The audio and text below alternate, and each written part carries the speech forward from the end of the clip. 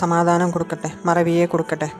മറവി എന്നൊരു സംഭവം അല്ലാഹു നമുക്ക് തന്നിട്ടില്ലായിരുന്നു എങ്കിൽ നമ്മളൊന്നും ഒരിക്കലും ഈ ഭൂമിയിൽ ജീവിക്കുകയില്ല. കാരണം എന്താ വെച്ചാൽ നമ്മളിൽ നിന്നെല്ലാം ഓരോരുത്തരും നമ്മൾ പ്രിയപ്പെട്ടവർ മരിച്ചു പോയിട്ടുണ്ട്. കുറച്ച് ദിവസങ്ങൾക്ക് ശേഷം നമുക്ക് അല്ലാഹു മറവിയെ തരുന്നത് കൊണ്ടല്ലേ നമ്മളതൊക്കെ പിടിച്ചു നിന്ന് ജീവിച്ചു പോകുന്നത്. ശരിക്കും മറവി എന്നൊരു സംഭവം അല്ലാഹു നമുക്ക് തന്നത് വലിയൊരു അനുഗ്രഹം തന്നെയാണല്ലേ. പ്രായപൂർത്തി എത്തുന്നതിന് മുമ്പേ മരിച്ചുപോയ നമ്മുടെ കുഞ്ഞുമക്കളൊക്കെ അള്ളാഹുവിൻ്റെ സ്നേഹത്തിലും സംരക്ഷണത്തിലുമാണ് അവിടെ കഴിയുന്നത്. അവരെ നോക്കാൻ അള്ളാഹു ഏൽപ്പിച്ചത് ആരെയാണെന്ന് നിങ്ങൾക്കറിയുമോ? ഇബ്രാഹിം നബിയെയും ഭാര്യ സാറാ ബീബിയെയുമാണ് ഏൽപ്പിച്ചിട്ടുള്ളത്. നമ്മുടെ കൂട്ടത്തിൽ നിന്ന് മരിച്ചുപോയ കുഞ്ഞുമക്കൾ അള്ളാഹുവിൻ്റെ സ്നേഹത്തോടെയും വളരെ കരുതലോടു കൂടിയുള്ള സംരക്ഷണത്തോടു കൂടിയാണ് അവിടെ കഴിഞ്ഞു പോകുന്നത്. നാളെ മരിച്ചുപോയ കുഞ്ഞുങ്ങളുടെ മാതാപിതാക്കൾക്ക് സ്വർഗത്തിലേക്കുള്ളൊരു വഴികാട്ടിയാണ് ആ കുഞ്ഞുമക്കൾ.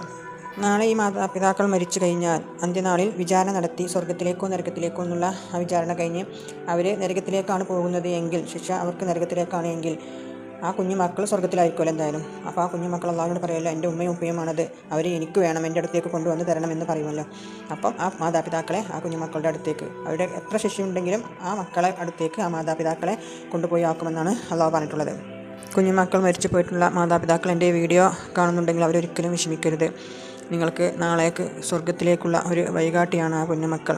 നിങ്ങളെ നാളെ സ്വർഗത്തിലേക്ക് എത്തിക്കാൻ വേണ്ടിയിട്ടാണ് ആ കുഞ്ഞുമക്കൾ പ്രായപൂർത്തിയാകുന്നതിന് മുമ്പേ അള്ളാഹുവിൻ്റെ അടുത്തേക്ക് പോയത്.